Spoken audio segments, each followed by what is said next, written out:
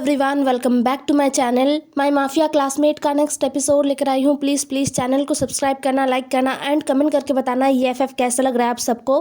तो पिछले एपिसोड में हमने देखा था जहाँ पर विंग का बेबी शावर होने वाला था और उसी के लिए सारे लोग तैयारी कर रहे थे।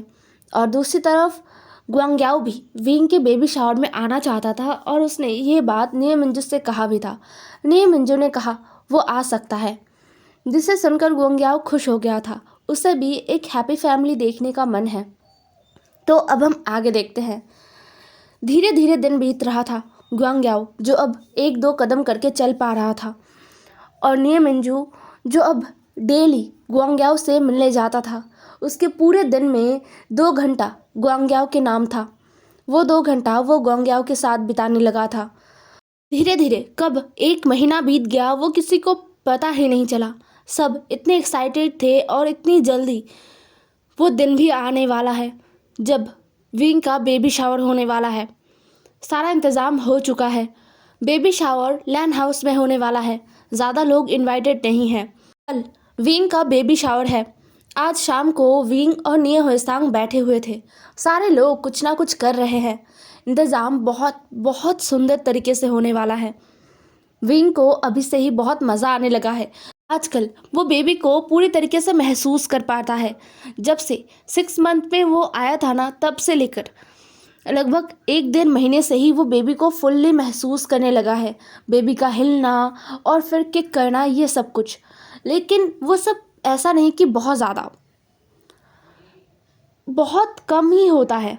डॉक्टर ने विंग का चेकअप किया था और उन्होंने बोला कि बेबी एकदम हेल्दी है, फिट है और ऐसा है कि वो शायद शांत हो सकता है, इसलिए वो इतना कम रिएक्ट करता है। बट जब भी विंग को किक पड़ता है ना, तो उसे महसूस होता है कि इसमें इतनी ताकत कहाँ से आ गई। शुक्र है कि ये ज़्यादा उछलता कूदता नहीं है, वरना विंग का हालत बहुत बुरा होता, बहुत ज़्यादा। अभी भी वो अपने बेली को सहलाते हुए निये हुएसांग के साथ कुछ तो बातें कर रहा था और मुस्कुरा रहा था। तभी बेबी ने किक किया, जो आज का पूरा दिन का पहला किक है और इससे ही विंग का पूरा शरीर एकदम हिल गया था। शुक्र है कि विंग बैठा हुआ है, अगर वो खड़ा रहता ना तो वो ज़रूर गिर जाता। इतने ज़ोर से किक किया है। उसके मुंह से एक दर्द भरा चीख निकल आया, जिसे सुनकर निये हुएसांग तुरंत कहता है, विंग ठीक हो तुम? विंग को थोड़ा वक्त लगा, लेकिन उसने मुस्कुराते हुए कहा, मैं ठीक हूँ, बस इसने किक किया। ये कहते हुए विंग हंस पड़ा। निये हुएसांग विंग के चेहरे पर दर्द देख पा रहा था। हाँ, दर्द होता है जब बेबी किक करता है तो उस पेन को कोई नॉर्मल इंसान जो प्रेग्नेंट नहीं हुआ है या फिर प्रेग्नेंट नहीं हो सकता, वो नहीं समझ सकते।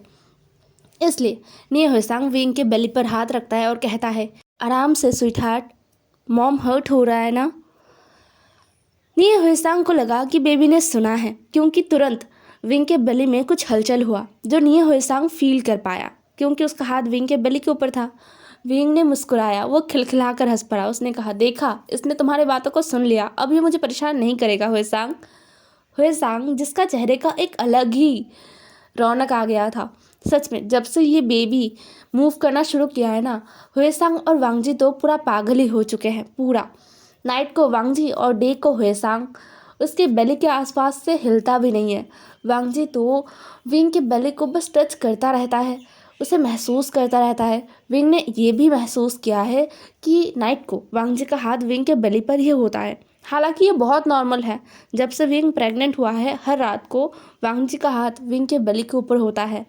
बट अभी विंग महसूस कर पाता है कि जब भी बेबी हिलता है, किक करता है, तब विंग जाग जाता है ना, और उसके बाद वो बस हैरान हो जाता है, क्योंकि वो देखता है कि वांगजी भी जागा हुआ है, वांगजी भी वरिड है।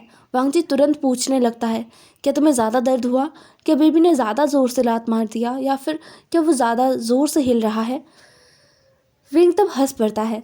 हाँ, उसे दर्द होता है, लेकिन उसे ये सब कुछ ना पसंद आ रहा था।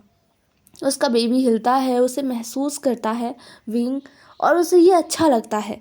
और ये भी सोचकर अच्छा लगता है कि उसके करीबी लोग जैसे कि जंगशा, शिचनगा, अंकल, वो भी कभी कभी बेबी को महसूस करते हैं।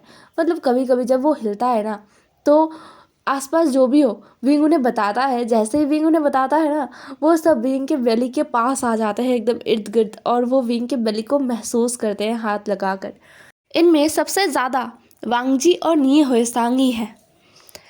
लैन कुरैन को जब पहली बार विंग ने महसूस कराया था ना बेबी का हिलना, तब वो तो रो ही चुके थे। मतलब वो रो रहे थे, लिटरली उनकी आंखों से ऐसे कंटिन्यू आंसू गिर रहे थे और वो अपनी इमोशन को कंट्रोल नहीं कर पा रहे थे। उस दिन वो इतने ज़्यादा खुश हो गए थे। विंग यही सब सोच रहा था, तभी वांग जी विंग के पास आया और एकदम विंग के करीब बैठ गया और विंग के बेली के ऊपर हाथ रख दिया। जैसे ही वांग जी आया था, निये हुएसांग विंग से थोड़ा दूर हट के बैठ गया था और अपना हाथ भी हटा लिया था। अब वांग जी का हाथ विंग के बेली के ऊपर था। उसने वरीड होते हुए पूछा कि उसने फिर से किक किया। विंग ने वांग जी की तरफ देखा और बोला वांग जी थोड़ा परेशान हो गया था। उसे पता है ये बहुत नॉर्मल है, उसने पढ़ा भी है और उसने डॉक्टर से भी इस बारे में बात कर लिया है। डॉक्टर ने वांग जी को ये भी कहा है कि जो बेबी है, मतलब जो वांग जी और विंग का बेबी है, वो बहुत ही अच्छा है, क्योंकि वो ज़्यादा ऐसे हिलता विलता नहीं है। कभी कभार किक करता है, कभी कभार हिलता है, वरना तो कुछ कुछ बेबीज़ होते हैं जो फुटबॉल खेलते हैं लिटरली, तो उनसे तो काफ़ी अच्छा है। और बेबी का ग्रोथ भी बहुत अच्छा है, बेबी और मदर दोनों ही एकदम हेल्दी है। जिसे सुनकर वांग जी का टेंशन बहुत कम हो गया था। लेकिन जब भी बेबी किक करता है और विंग के मुंह से वो दर्द भरा आवाज़ आता है या फिर विंग दर्द को अपने अंदर दबा लेता है, बट उसका फेशियल एक्सप्रेशन देखकर ही वांग जी समझ आता है कि दर्द हो रहा है, तब वांग जी बहुत ही ज़्यादा वरीड हो जाता है। बहुत ही ज़्यादा उसे महसूस होता है कि ये इतना किक क्यों कर रहा है, मतलब विंग को दर्द हो रहा है ना। खैर वो कुछ नहीं कर सकता। विंग जो वांग जी से कहता है, लंजा मुझे सोना है, नींद आ रहा है। वांग जी ने देखा कि अभी बस शाम ही हुआ है, निये हुएसांग आज यहीं पर रुकने वाला है। तो वांग जी ने हुएसांग से कहा, हुएसांग तुम आराम करो और विंग मैं विंग को लेकर जाता हूँ अपने साथ। हुएसांग ने कहा ठीक है, यहाँ पर कुछ काम है मेरे, तो मैं उनको ख़त्म करके फिर रेस्ट करूँगा। यह सुनकर वांग जी ने अपना सर हाँ में हिला दिया और फिर वो विंग को लेकर ऊपर उनके बेडरूम में चला गया। अभी सोने का वक्त नहीं हुआ है और ना ही डिनर का, बट फिर भी विंग को नींद आ रहा है। विंग ने थोड़ा स्नैक्स खा लिया है, अभी वो सो सकता है और फिर मिडनाइट को वांग जी विंग को उठाकर कुछ और खिला देगा। प्रेगनेंसी के शुरुआत से ही विंग के खाने का और सोने का कोई फिक्स रूटीन नहीं है।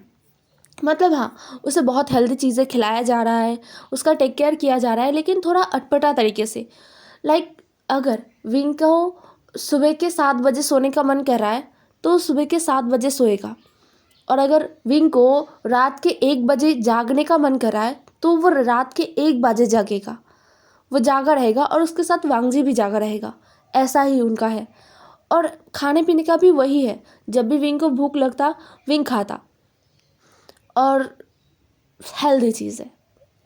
ये एक चीज़ है जो विंग के लिए टॉर्चर है, बट विंग इन चीज़ों को एक्सेप्ट कर रहा है बेबी के लिए।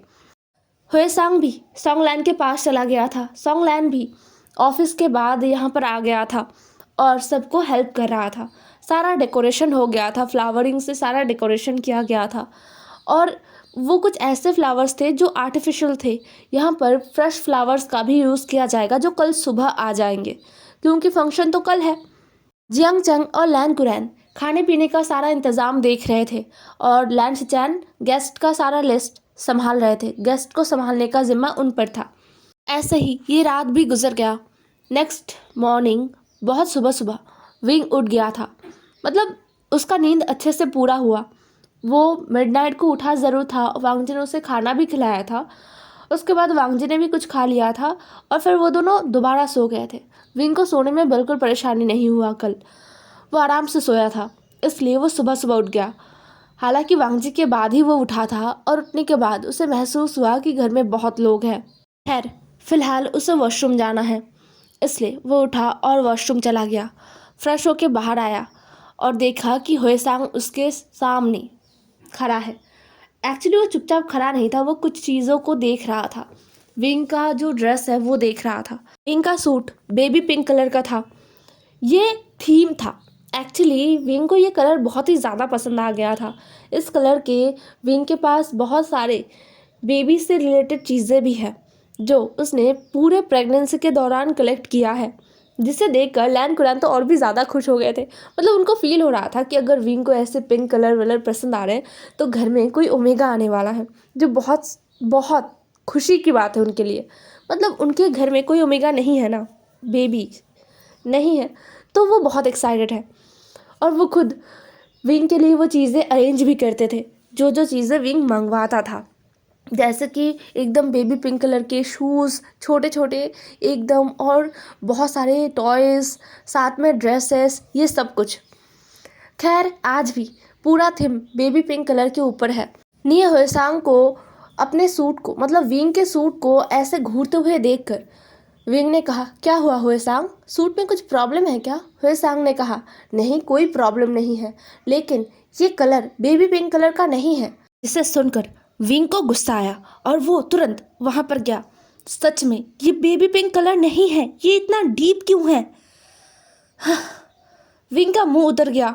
होएसांग ने इसे देखा और उसने तुरंत कहा, ओ ओ ओ ऐसा कुछ भी नहीं है, मुंह मत उतारो अपना, कुछ भी ऐसा बुरा नहीं हुआ है, ये बस थोड़ा डीप कलर है और मुझे लगता है ये जो भी हुआ है अच्छे के लिए हुआ है।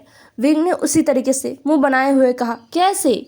निये होएसांग ने कहा, ओफ बुद्धू, तुमने ये पिंक पिंक करके इतना ज़्यादा हमारा दिमाग ख़राब कर दिया था कि हमने पूरा डेकोरेशन पिंक पर ही कर दिया और साथ में ड्रेस कोड भी रख दिया। सारे लोग बेबी पिंक पहन के आने वाले हैं, तो उनके साथ तुम मिक्स हो जाते ना। अगर तुम थोड़ा डार्क पहनोगे तो अच्छा होगा विंग। यह सुनकर विंग ने अपनी आंखों को छोटा किया और निये होएसांग को कुछ देर देखा, फिर कहा, क्या सच में? निये होएसांग ने एक बहुत प्यारा सा स्माइल दिया और अपना सर हाँ हाँ में हिलाने लगा। वो अपने मन में बस सोच रहा था कि विंग बस ये ना कह दे कि नहीं, तो फिर मुसीबत खड़ी हो जाएगी। तो अभी एक नया ड्रेस उनको लाना पड़ेगा, जबकि फंक्शन ऑलमोस्ट शुरू हो ही गया है, लोग आने लगे हैं, तो अभी थोड़ा मुश्किल हो जाएगा।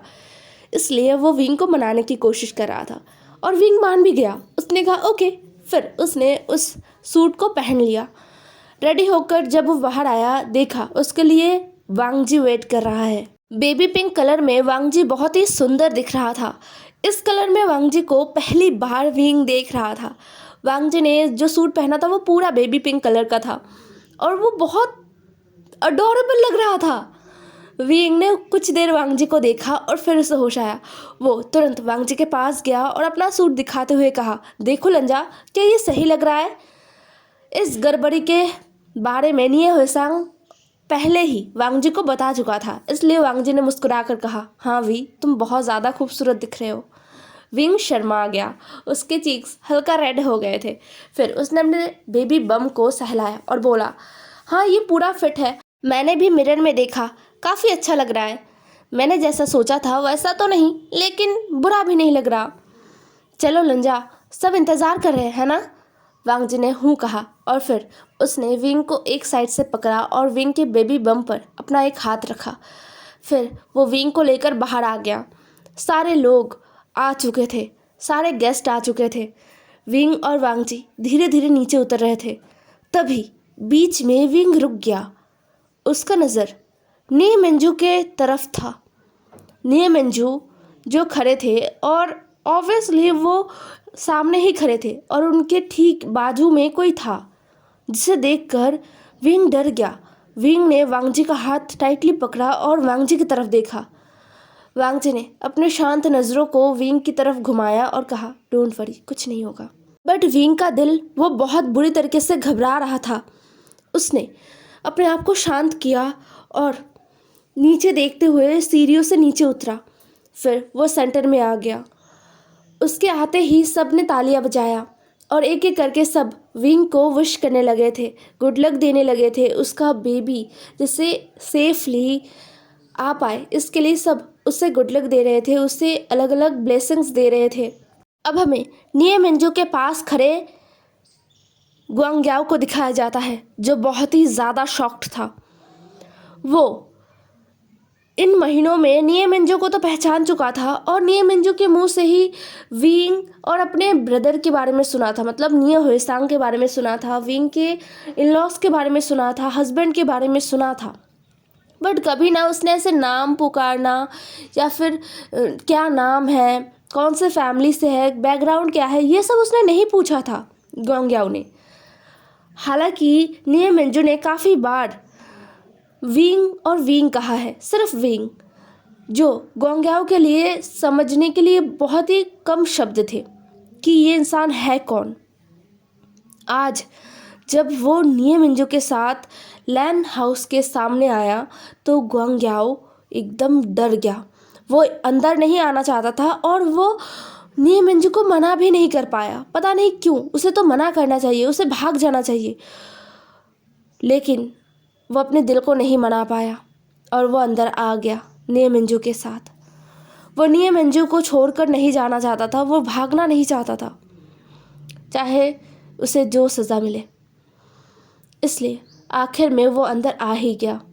सबसे बड़ी हैरानी की बात गोंग्याओ को ये लगा कि निये मिंजो और उसे रिसीव करने के लिए, मतलब गेट पर रिसीव करने के लिए वांगजी खुद था और वांगजी ने मुस्कुराकर निये मिंजो से हैंडशेक किया और ऐसे बिहेव किया जैसे कि वो गोंग्याओ को पहचानता ही नहीं है।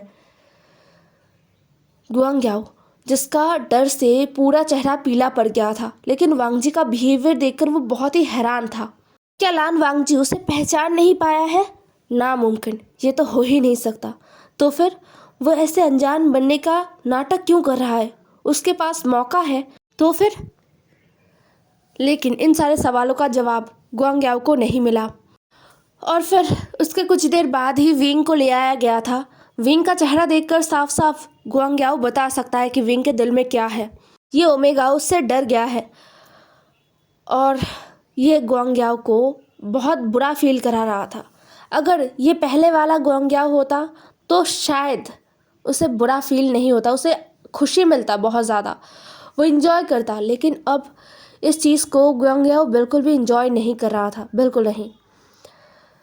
इस बीच निये मिंजो का आवाज़ गोंग्याओ के कानों में आया। निये मिंजो जो थोड़ा सा आगे चले गए थे, उन्होंने विंग को गले लगाया और फिर उन्होंने ढेर सारे विशेस किए विंग को, मतलब जैसे कि विंग हेल्दी रहे और बेबी भी हेल्दी ही आए। हम सब बेबी का इंतज़ार कर रहे हैं। ये बहुत बहुत अच्छी अच्छी चीज़ें बोला एज अ ब्रदर, जो बोलना चाहिए। और फिर उन्होंने विंग को प्रेजेंट भी दिया। विंग जो बहुत खुश था, खुशी से विंग की आंखें चमक रहा था और वो बहुत अजीब फील कर रहा था गोंग्याओ को। विंग की आंखों में वो जो शाइन था ना, ऐसा नहीं था कि विंग निये मिंजो से बात कर रहा था इसलिए गोंग्याओ को जेलसी हो रहा था या फिर उसे बुरा लग रहा था, ऐसा नहीं। उसे वो कनेक्ट कर पा रहा था और वो फील कर पा रहा था गोंग्याओ कि निये मिंजो और विंग के बीच जो रिश्ता है वो कितना स्ट्रॉन्ग है। उनके बीच कोई खून का रिश्ता नहीं है, कोई एक दूसरे का सगा नहीं है, लेकिन फिर भी उनका वो आइस गोंग्याओ को समझाने के लिए काफ़ी था कि ये रिश्ता कितना ज़्यादा गहरा है और विंग कितना ज़्यादा मैटर करता है निये मिंजो के लिए। जिसे देखकर गोंग्याओ अंदर से डर गया। अगर निये मिंजो को पता चल गया कि गोंग्याओ ने नहीं नहीं नहीं नहीं, अगर उसे पता चल गया तो गोंग्याओ निये मिंजो से कभी अपनी नज़रों को मिला नहीं पाएगा। निये मिंजो खुद शायद अपनी ज़िंदगी से गोंग्याओ को निकाल दे। ऐसा नहीं हो सकता, नहीं हो सकता ऐसा। ये सोचते हुए गोंग्याओ ने अपनी मुठ्ठियाँ कस लिया। तभी विंग का आवाज़ आया। विंग ने कहा, ब्रदर ये कौन है? विंग ये गोंग्याओ को देखते हुए कहा, जिसे सुनकर गोंग्याओ ने अपनी आंखों को ऊपर उठाया और विंग की तरफ देखा। निये मिंजो ने गोंग्याओ को देखा और मुस्कुराते हुए कहा, विंग ये गोंग्याओ है जिसके बारे में मैं तुम दोनों को बताता था ना, वही। ये सुनकर विंग ने ओह कहा और फिर कहा, हेलो। विंग ने ऐसे बिहेव किया जैसे वो गोंग्याओ को नहीं पहचानता है। उसने बहुत ही पोलाइटली हेलो कहा। गोंग्याओ ने भी बस अपना सर हाँ में हिला दिया था। उसके मुंह से कोई शब्द नहीं निकल रहे थे, एक भी शब्द नहीं निकल रहा था। वो बहुत डरा हुआ था। वो निये मिंजो को खोना नहीं चाहता था, पता नहीं क्यों, किस लिए। वो क्यों इतना अटैच हो गया है, उसे क्यों डर लग रहा है नी मिंजू को खोने से, उसे नहीं पता।